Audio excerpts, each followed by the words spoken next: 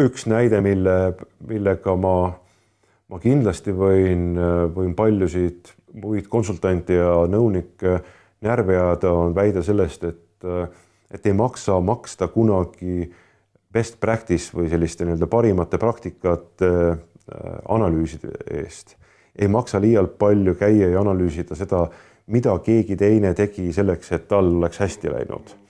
Need on liialt palju konkreetses sotsiaalkultuurilises ja ajalises arengu kontekstis kinni, et meil ühelgi Aafrika riigil, kes ka Eestisse tuleb, või ühelgi endise Nõukogude Liidu vabariigil, kes tuleb Eestisse, imetleme meie innovatsiooni ja tehnoloogia või infoühiskonna arengut.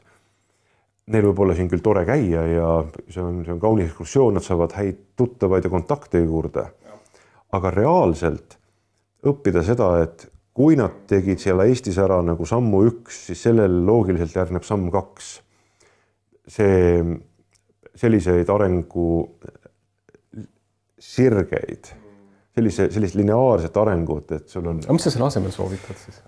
Ma soovitan oma enda vigadest õppimist. Aga selle eelduseks peab ikka mingi tahe olema siis? Ja ma soovitan väga palju visioonist tulenevat juhtimist. Visioonist tulenev juhtimine on minu jaoks tunduvalt selgem pidevalt muutuvas keskkonnas, ehk kui meie ümber on maailm, kus tehnoloogia elutsüklid on pidevalt lühenemas, ehk kui ma ütlen, et keskendume ühele tehnoloogiale, siis see ei aita, sest et tehnoloogia muutub ajas, areneb millekski muuks. Kui ma võtan selleks teadmised ja teaduse, siis ka teaduse elutsükkel ja peale tulevad uued teadmised on kiirenevas tempos, seega ka need muutuvad ja muudavad meie ümber. Ma ei saa ka ühel teadmisel baseeruda, vaid ma pean siis mõtlema selle peale, et kuidas ma saaksin muutuvaid tehnoloogiaid, pidevalt juurde kasvavaid teadmisi enda arengu heaks ära kasutada.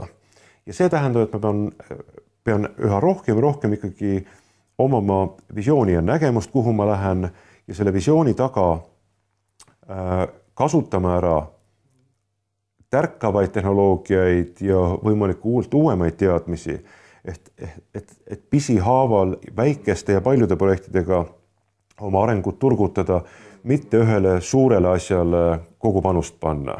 Aga sa ei unista suurest, et sa on midagi kihti ajalukku minevat. See suur ongi minu jaoks koosnemas nendest paljudest pisikest asjast, ehk sa näed need seoseid oma vahel. Jaa, see protsess on maru oluline ja selle protsessi juures see murda seda, et valitsuses või ettevõttes või firmas on olemas selline kabinet, mille uksel on kirjutatud tõde.